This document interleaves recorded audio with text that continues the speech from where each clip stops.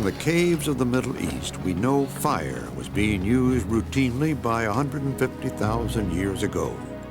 But when was it first used, and what did it do for the hominids?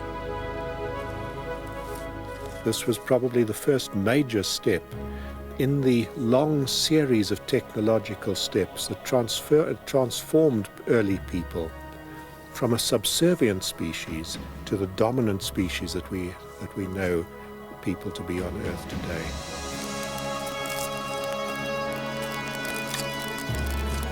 For many years, scientists thought the first use of fire by early humans was in China. New evidence from Swartkrans in South Africa tells a dramatically different story.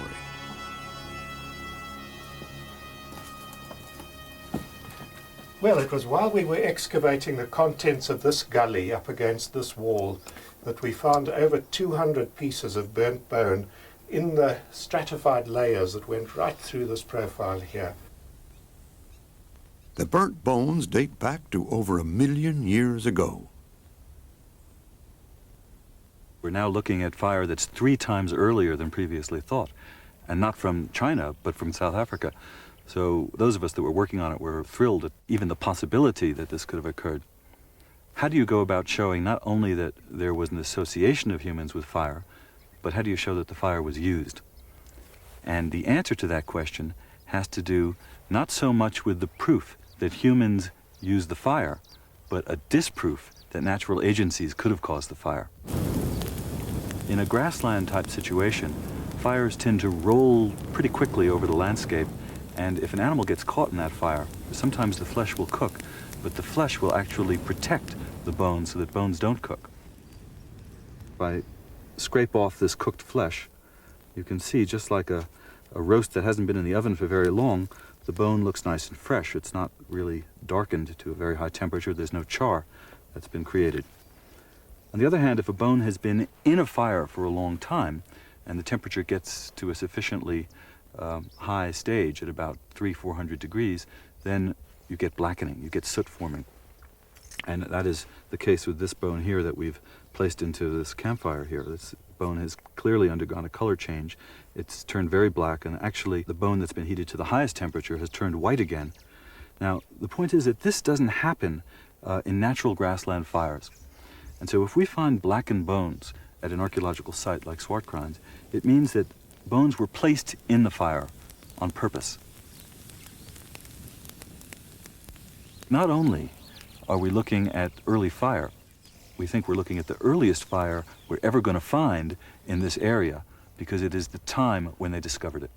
I personally think it's very unlikely that people at that stage would have been able to make it to order, because, you know, that's an extremely involved technical process to make fire.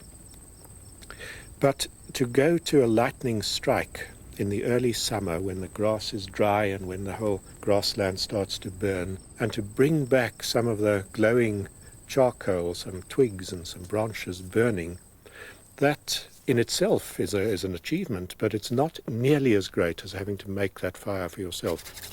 I think No one knows exactly when people started to make fire or how they first did it.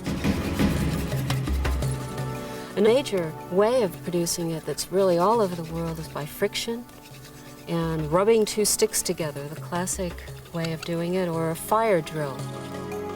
And producing intense friction, and so intense that you can ignite a flame. Here we have a piece of rhino dung that people in this area often used very, very dried out dung with a lot of combustible grass in it.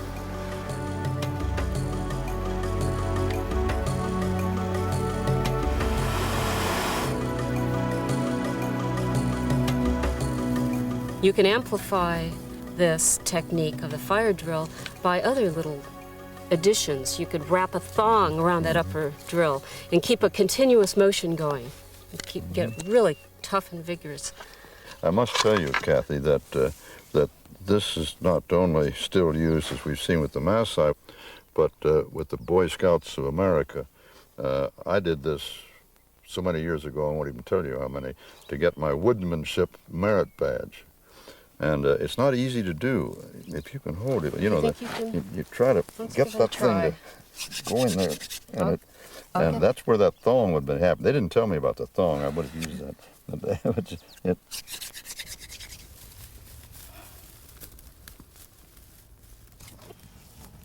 The problem that humans were able to overcome with fire was the problem of predators. We know that these animals are afraid of fire, so it makes sense that fire might have been a fantastic breakthrough for humans simply in being able to avoid the daily threat to their lives from carnivores while they slept. It's certain that fire has given us enormous benefits in the course of our evolution. We could move into new environments that we couldn't inhabit because they were too cold or too far north. We could produce light far into the night. In cooking, it kills parasites, it kills toxins in plants that we can't eat unless we cook them. It just expands our world so much. It's hard for us to imagine a world without fire now, I think.